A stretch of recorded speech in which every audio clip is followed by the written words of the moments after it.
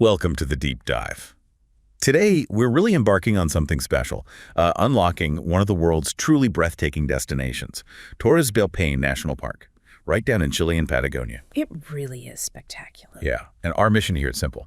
Give you that shortcut, help you understand its wonders, uncover some maybe surprising facts, and crucially, navigate the planning side. Because planning an adventure there, well, it can be complex. It absolutely can. And Torres del Paine, it's more than just a park. It's actually been a UNESCO Biosphere Reserve since 1978. Wow, since 78. Yeah, which really speaks to its unique quality, that raw wilderness feel. The beauty is just undeniable, but like you said, planning, it can feel, well, daunting. Right. So today we want to turn that overwhelm into excitement, show you how to explore it, and maybe simplify that whole journey. Okay, let's dive into that magnificence first. Patagonia. I mean, the word itself conjures up these vast, dramatic landscapes. Definitely. It feels like another planet sometimes. People call it one of the world's last great wildernesses, right? Mm-hmm. And Torres del Paine is sort of the crown jewel. Absolutely. And when you think icons, you picture those huge granite towers first. They sort of glow golden at sunrise. Oh, I've seen pictures. Amazing. And then the Cornos del Paine, those three distinctive horns, just incredible geology. Yeah. And you can't forget Glacier Gray. Seeing that ice calve off, massive chunks crashing into the water, it's really humbling. Wow.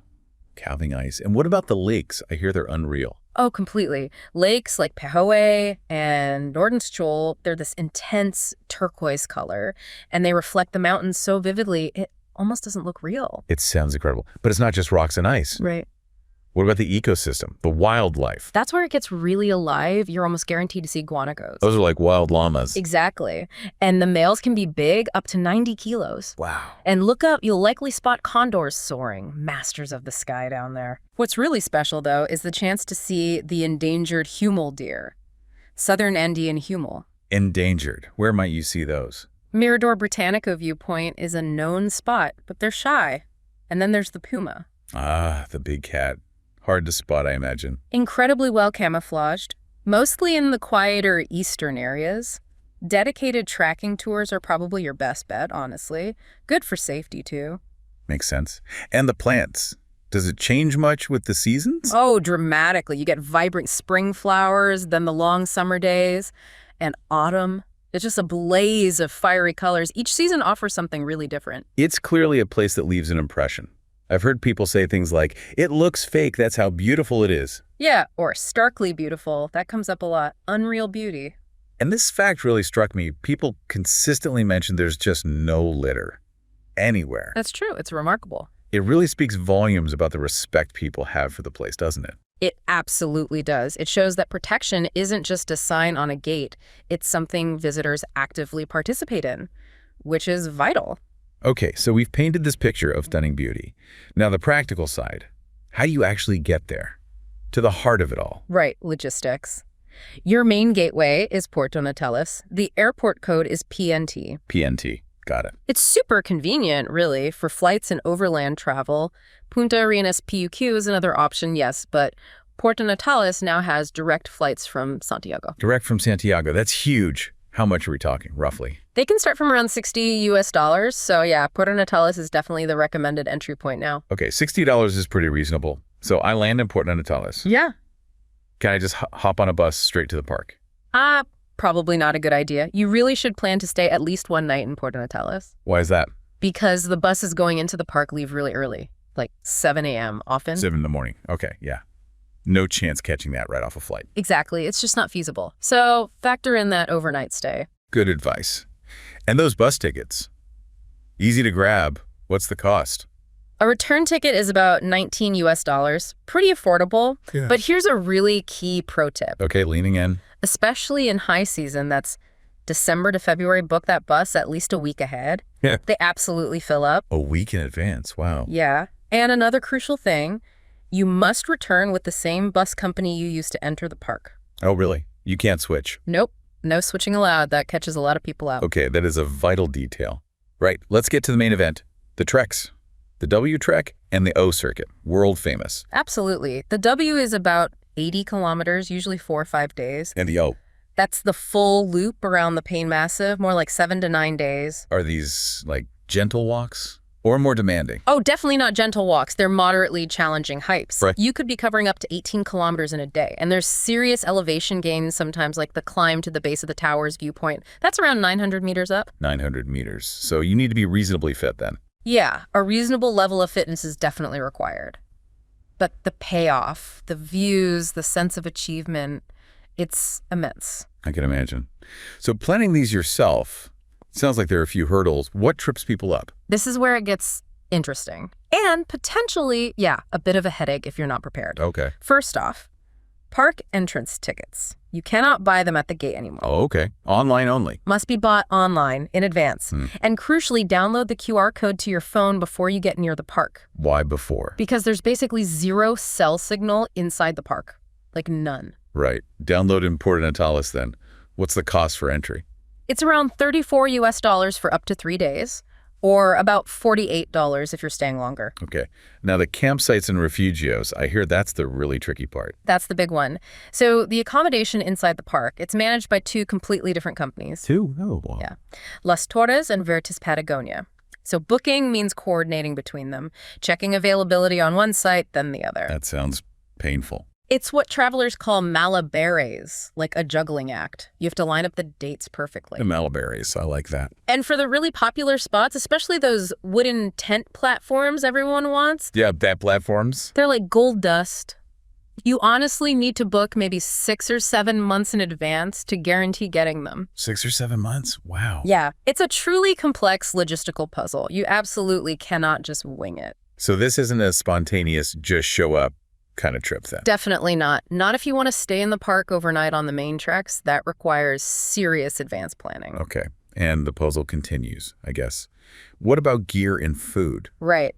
More layers. So equipment, you need a tent, sleeping bag, mat, maybe cooking stuff. Can you rent it there? You can rent gear in Port Natalis. That's generally the cheaper option. Maybe around $162 for 2 people for 5 days, something like that. Okay.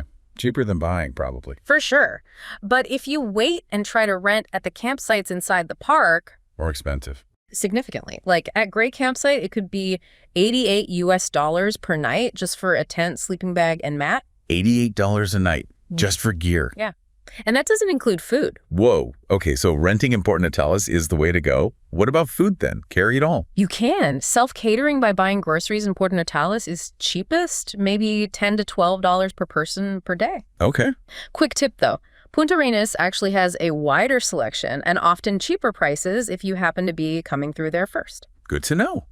But there are options to buy food in the park. Yes, you can opt for full board at the campsites or refugios, but it adds up quickly. We're talking $95 to $110 per person per day. 95 to 110. That's a huge jump from $12 self-catering. Massive difference. It's convenience versus cost, basically. Right. And speaking of things maybe you don't budget for, I heard a slightly terrifying rumor about mosquitoes. Ah, yes. The satanic mosquitoes. Satanic, really. Well, maybe not literally satanic, but yeah, in some areas, especially near water, they can be incredibly persistent. Seriously, bring strong repellent. Don't underestimate them. Okay, strong repellent. Yeah. Check. And water. Can you drink from the streams? Generally, yes. The glacial meltwater streams are usually potable if they're flowing clearly, but you need to know where you can refill. Some stretches of the trails don't have accessible water sources for quite a while. Planning your water stops is key. Got it. And that lack of cell signal you mentioned. Yeah.